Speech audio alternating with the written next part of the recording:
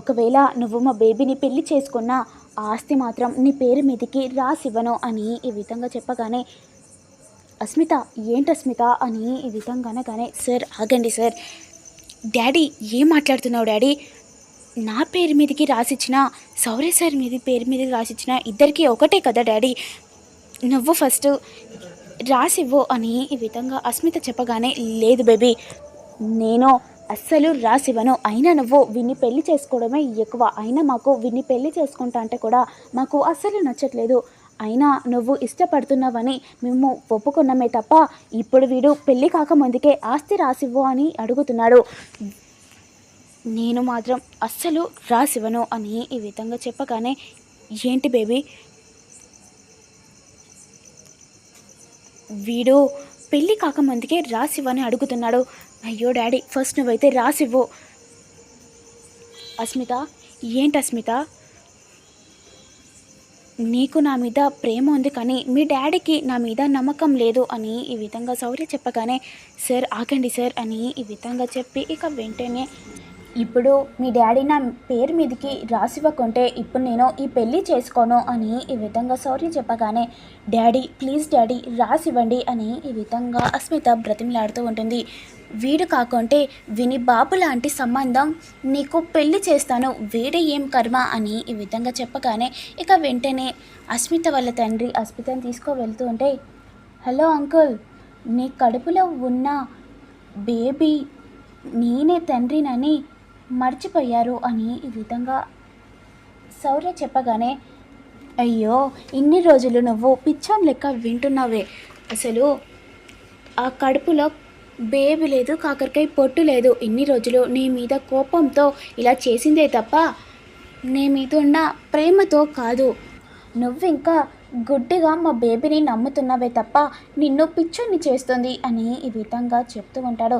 Daddy ఏం మాట్లాడుతున్నావు daddy, first నువ్వు పక్కకు జరుగు అని ఈ విధంగా చెప్తుంటే కూడా ఇక అస్మిత తండ్రి ఇక అన్నీ చెప్తూ ఉంటాడు. అయినా ఇన్ని రోజులు నిన్ను ఆ డైమండ్ నెక్లెస్ కోసం నిన్ను ఎంతో వాడుకుంది, అప్పుడు పార్టీ కూడా పిలుచుకుంది, అప్పుడు నువ్వు అస్మిత కోసం ఎంతో గొప్పగా చెప్పా, అప్పుడు రామలక్ష్మి కూడా అంత వింది, అదంతా మా బేబీ చేయబట్టే, అప్పుడే నీకు డ్రింక్లో డ్రగ్ కూడా కల్పించాడు, అప్పుడు ఎట్లుంటైనా మనం ఏం చెప్తే అదే వినాల్సిందే, అప్పుడు నీకు కూడా అలానే కలిపి ఇచ్చింది, నువ్వు ఆ డ్రింక్ తాగి ఆ రూమ్లో పడుకొని ఉన్నావు, అప్పుడు వీడియో మొత్తం రికార్డ్ చేసి అప్పుడు రామలక్ష్మి వచ్చే టైంలో మా బేబీని దగ్గర పంది, అప్పుడు రామలక్ష్మి చూసి ఏం జరిగిందో అని అయిపోయిందే తప్ప మా బేబీ నిన్ను ఏమి చేయలేదు అని ఈ విధంగా చెప్పగానే ఇక శౌర్య మాత్రం అలానే చూస్తూ ఉంటాడు.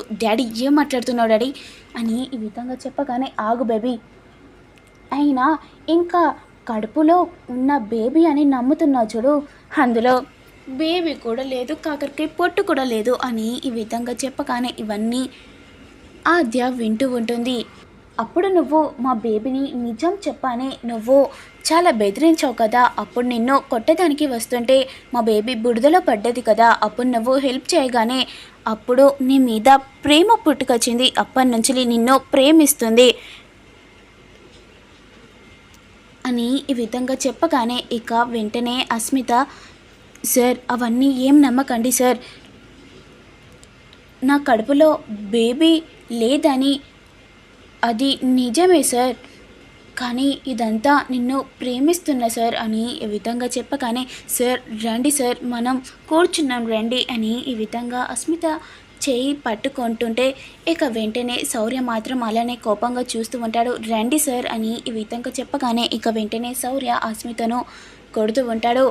సార్ ఇప్పుడు నన్ను పెళ్ళి చేసుకోరా, ఆఫ్టర్ ఆల్ ఆస్తి కోసం నన్ను పెళ్ళి చేసుకోరా సార్ అని ఈ విధంగా అస్మిత అడగానే ఎవరికి కావాలి నీ బోర్డు ఆస్తి, నాకు నిజాలు కావాలి, నిజాలు రావాలనే ఇంత చేశాను, నీ ఆస్తి నీ దగ్గరనే ఉంచుకో అని ఈ విధంగా శౌర్య చెప్పగానే ఇక అస్మిత మాత్రం చాలా షాక్ అవుతూ ఉంటుంది.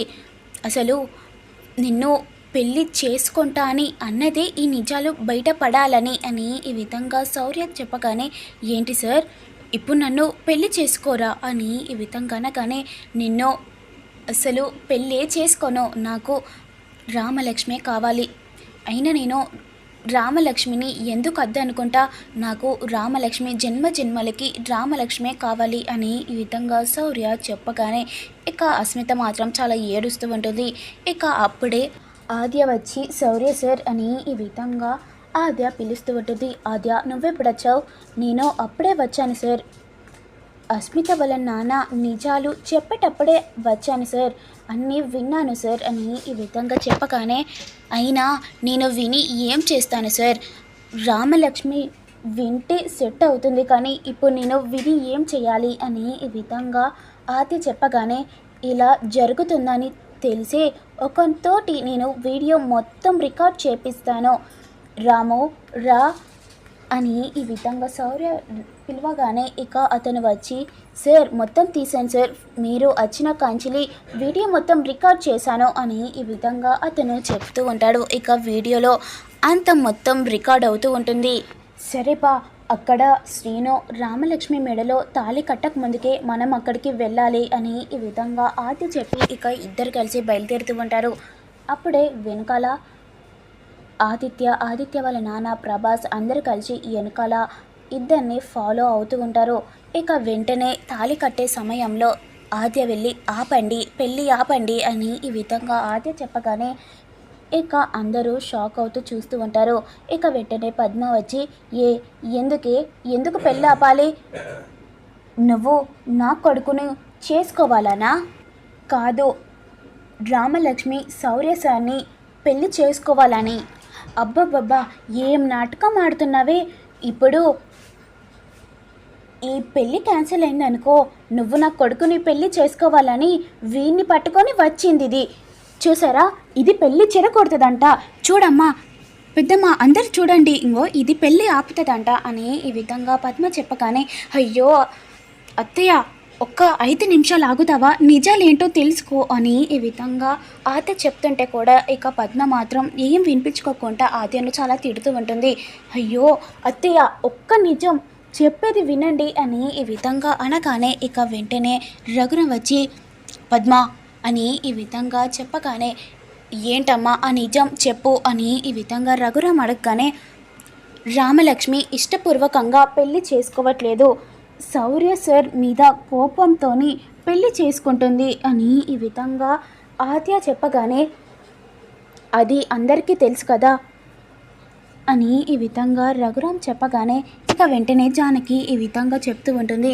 అది అందరికీ తెలుసు కదమ్మా, ఇల్లరికంగా వాళ్ళు ఒప్పుకోలేదు కాబట్టి ఈ పెళ్ళి క్యాన్సిల్ అయిపోయింది అని ఈ విధంగా జానకి చెప్తూ ఉంటుంది. ఇంకా ఏమైంది, అది అందరికీ తెలిసిన మ్యాటరే కదా అని ఈ విధంగా జానకి చెప్పగానే, అయ్యో అది కాదు పెద్దమ్మ అని ఈ విధంగా ఆద్య చెప్తూ ఉంటుంది. ఇక నెక్స్ట్ ఏమవుతుంది, ఆద్య ఏం చెప్తుంది, ఆ వీడియో రఘురామ్ గారికి చూపిస్తుందా? ఇప్పుడు ఆ వీడియో చూసి రామలక్ష్మి శౌర్యకు ఇద్దరికి పెళ్లి చేస్తుందా అని మీకు తెలియాలంటే నేను పెట్టే ప్రతి వీడియో చూస్తూ ఉండండి. Please do like, share, comment, subscribe చేయండి.